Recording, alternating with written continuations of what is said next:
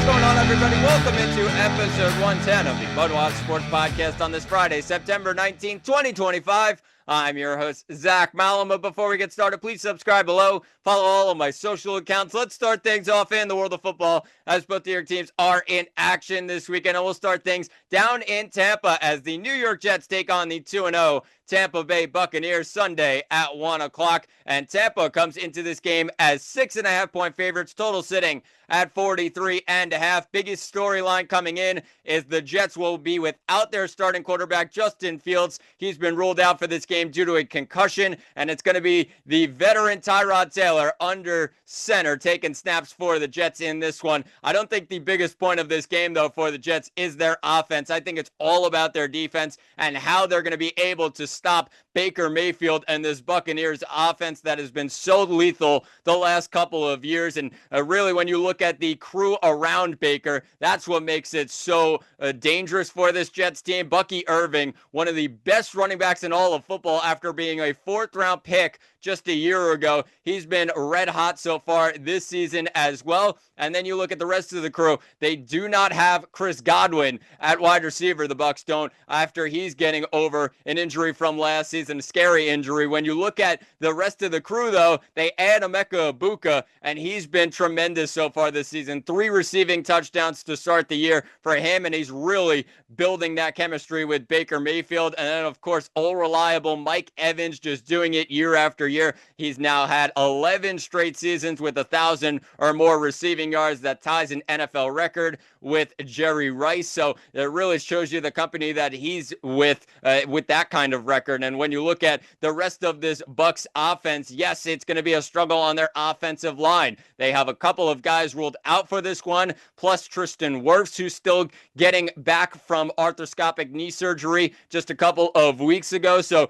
they're still figuring things out on this Bucs offensive line, and that's an area that the Jets really need to take advantage of. When you look at the Jets a week ago, it was ugly, real ugly against the Buffalo Bills, and the rushing attack for the Bills was the story of the game. 224 yards on the ground. They cannot let that happen against this Tampa rushing attack with Bucky Irving and as well as Rachaad White, who's gotten more involved in recent weeks. So they need to really lock things down on the defensive side of things. When you're looking at your pass rush as well, you got to get to the quarterback. Quinnen Williams, Will McDonald, Jermaine Johnson, all 3 of those guys need to really test Baker in this game if they want any chance to coming out of Tampa with a win. It's not going to be an easy game, and the spread in this game, 6.5, really tells you what you need to know. It's going to be difficult for the Jets to score points on their side, especially up against Todd Bowles' defense. The rushing defense has been really, really good year after year under Todd Bowles since he became the DC back in 2019, and that's an area where Breece Hall, you got to just figure things out and get the job done. That's what the Jets need from their offense in this one. I think the best thing you could say for Tyrod Taylor is he's a veteran, and he's going to be smart in this game. He's not going to go with a crazy long ball or crazy decision if he doesn't need to. I think that's really smart for the Jets because they cannot have turnovers in this game. First 2 games, they had really crucial turnovers, it looked like, down the stretch, and that's really one of the differences in the game. Really, against Buffalo, they just didn't stand a chance at all against the Bills in week 2. So they go on the road for a couple of games, and that maybe takes a little bit of the pressure off of Aaron Glenn and crew. Really don't have a home crowd behind you, really getting on to you. So that's really what stands out to me and could be a difference maker for this Jets team as they head down to Tampa for week 2. The Giants are also in action on Sunday, but they get the primetime slot. It is Sunday Night Football, 8:20, as they welcome the Kansas City Chiefs to MetLife Stadium. And Kansas City 0-2 on the year. Of course, the Giants are as well 0-2. But Kansas City comes into this game as 6.5-point favorites, total sitting at 45.5. The interesting point of this game is, can the Giants replicate what they were able to do a week ago on the offensive side of things? Russell Wilson, 450-plus passing yards in that game. Can he replicate that or even come close to that? I think it's going to be a little bit tougher going up against this Kansas City defense that has been one of the best in all of football each and every year since they have won those Super Bowls left and right. But it really comes down to the guy at quarterback, one of the best players, if not the best player in all of football, Patrick Mahomes, and his really urge to get this Chiefs team going. They played 2 tough games against the Chargers in week 1, where they lost a heartbreaker in that one. They also lose a heartbreaker to the Eagles, where they only lose that one by 1 at Arrowhead. So they're 0-2 for the first time in a long time under Patrick Mahomes and Andy Reid, and they need a response here. I think it comes down to Patrick Mahomes, let him do his thing, and I think the Giants on defense have to have answers for it, because the Giants, they are good enough on the defensive side. They have a lot of talent there on the defensive line, and they've gotten better in the secondary. However, last week, they just could not catch a break on the defensive side of things. They gave up plenty of points to Dallas in the end, 40 of them to be exact. And I know that game went into overtime, but the Giants could not stop a nosebleed on the defensive side in that game. They have to be better, especially against one of the best teams in all of football and one of the best offenses in all of football. Still a question of whether Kansas City will have their top wide receiver in this game, Xavier Worthy. He's questionable, obviously, with that shoulder injury that he received in week 1. So they need to bounce back from that, but they got plenty of weapons out there. Patrick Mahomes can find anybody and he'll get the job done. That's just how it works with this Chiefs offense. The Giants need to have answers. They need to get to the quarterback as well in this game and stop Patrick Mahomes from doing his thing. And maybe, just maybe, it's 6.5-point dogs. The Giants could smell an upset in their hands on their home field. Let's shift things to a new edition of a Sunday football preview. If you're new to this, each week I'll pick a couple of the top games across the NFL slate and share my thoughts on them. Game 1 going to be down in Philadelphia. The 2-0 Los Angeles Rams taking on the 2-0 Philadelphia Eagles Sunday at 1 o'clock. Eagles come into this game 3.5-point favorites, total sitting at 44.5. This one is an NFC playoff rematch from a season ago, and it should be interesting as the last time these two teams met, Saquon Barkley went to town on this Rams defense, over 200 yards in the playoffs, and really sent the Eagles to the Super Bowl with a performance like that. He was remarkable in that game. Can he replicate that? I don't know, because this Rams team has gotten a lot better, especially on the defensive side from a season ago. They've really added some new pieces, and of course trying to replace a guy in Aaron Donald and your cornerstone on the defensive side, it was not easy for them, and they had a year without him. Now they have a couple of years where they can really settle things down and get better on the defensive side. They've done that so far, and they are 2-0 on the year, a win against the Texans in week 1, then a win at the Titans in week 2, and Philadelphia grabbed a huge win on the road in Kansas City that I mentioned a moment ago last week, so that's a positive sign for them after that week 1 win against the Dallas Cowboys to get the season going. So I think when you look at this game, it's all about the Eagles rushing attack and Saquon Barkley. They do have to get their wide receivers involved. They have not done so in the first couple of games. A.J. Brown, Devonta Smith really looking to get going so far this season, but if the Rams cannot stop Saquon Barkley as well as Jalen Hurts when he gets out of the pocket, it's going to be a long day for this LA defense. That should be the focus. A lot of spies around for LA, and if they can control that and force Philly to beat them deep, yeah, of course the Eagles are good enough to respond to that. However, I think it gives LA a much better chance in this game, because if they're chewing the clock, of course, Philly is, and driving down the field each and every time, it's just going to make things worse for this Rams defense. So we'll see what happens, but this should be a great game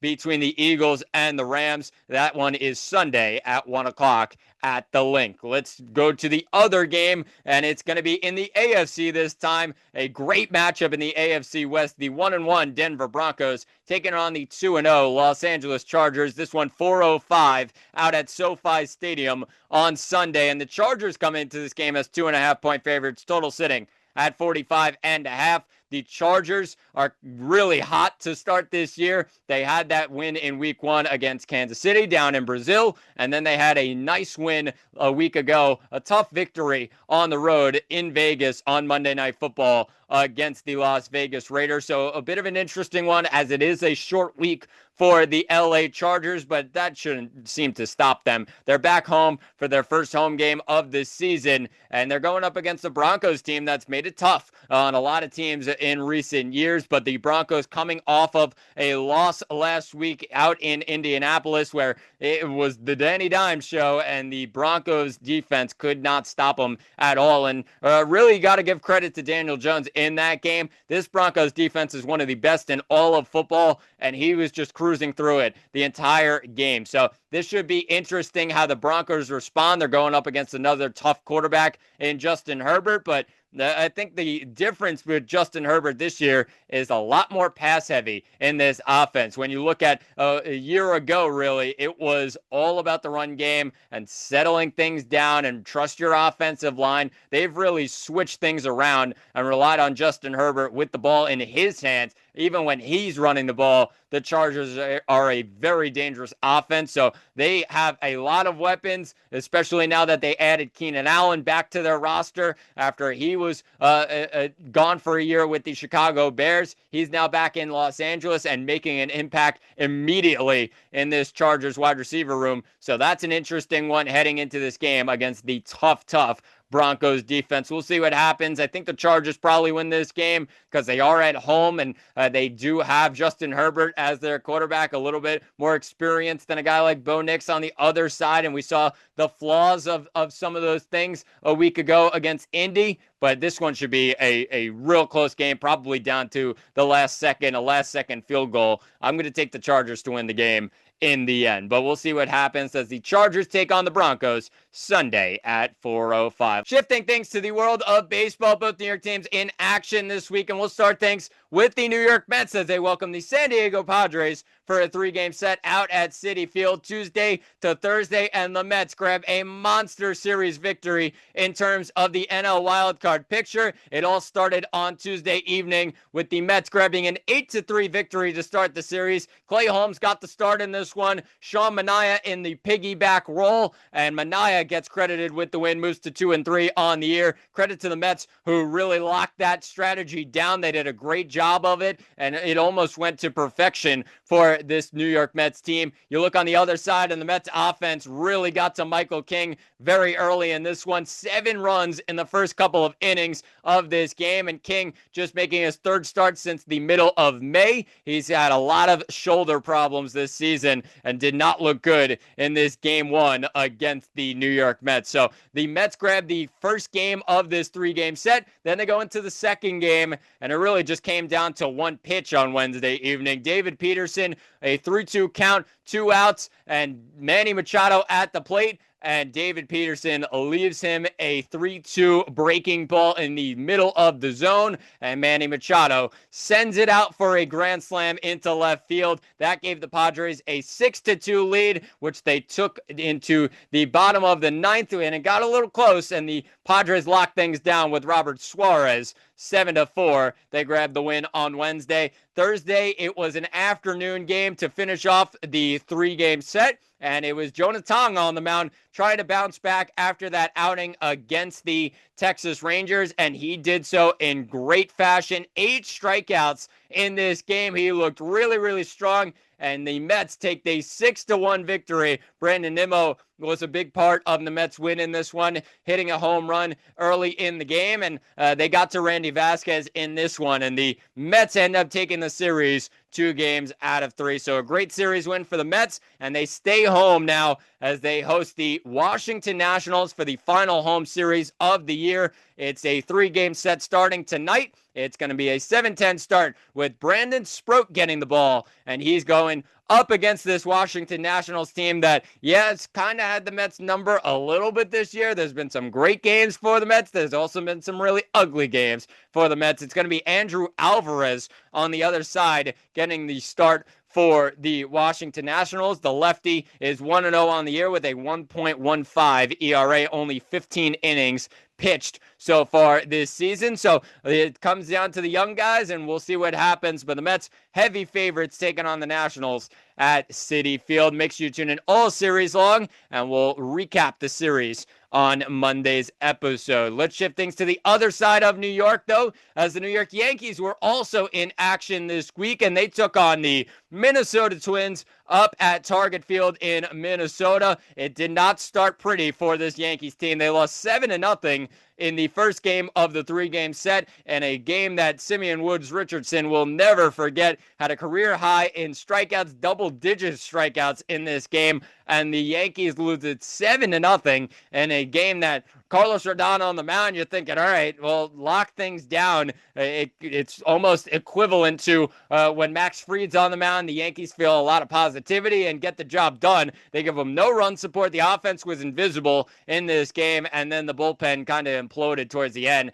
and the Yankees lose it 7-0. So a 2-game losing streak after that loss on Sunday Night Baseball to Boston, but the Yankees have done a great job of bouncing back after that one. Tuesday got a little shaky. The Yankees had a 10-1 lead in the middle of this one, and the game somehow finishes 10-9. It got really close towards the end. Bednar comes in for the save with a 2-run lead, lets up a bomb, and you're thinking, oh no, if they blow this lead, it's really curtains for this season. I mean, that's how you're thinking as a Yankee fan right now. And the Yankees get the job done. They lock it down in the ninth. They may just sweat a little, but they get the 10-9 victory. The bullpen was horrendous in this game and has to be better, but they didn't have to do so in the next couple of nights as they really locked things down on Wednesday. And a 10-5 Yankee win. Fernando Cruz gets the win in this game, moves to 3-4 on the year, and a great job by this Yankees team just continuing to put up runs. That's exactly what they need,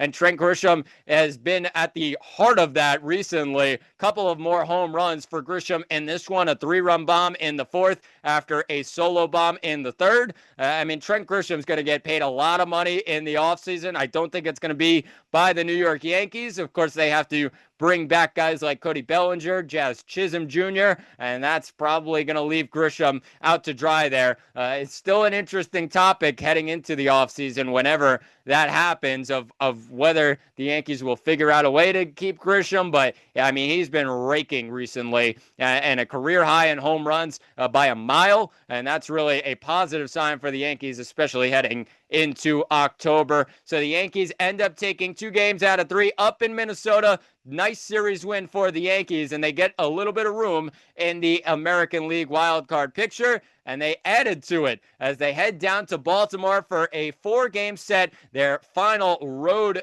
series of the year, and they're taking on the Baltimore Orioles, who have really struggled so far this season, and it continued on Thursday evening. Max Fried was on the mound, and he was dominant in this game. Moves to 18-5 on the year, strikes out 13 batters, going 7 innings with 3 hits allowed and no runs. I mean, just great stuff by Max Fried every time he gets out on the mound, and a guy who maybe people are a little bit questioning whether Max Fried could be the end-all, be-all in the middle of August. He kind of had a blip in the middle of July as well with that blister problem right before the All-Star break.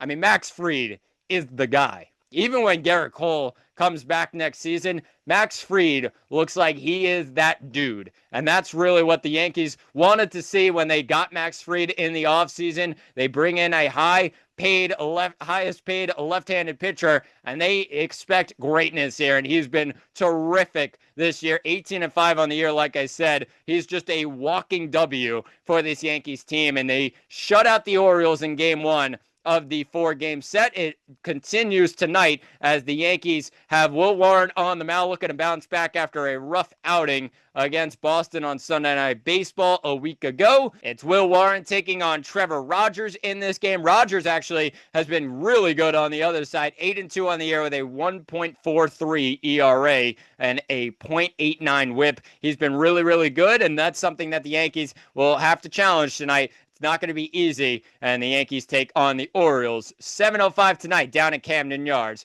We'll see what happens, and we'll recap this series on Monday's episode. But that will do it for episode 110 of the MudWatch Sports Podcast. Please subscribe below. I've been Zach Malama. Thanks for watching, and talk to you all on Monday.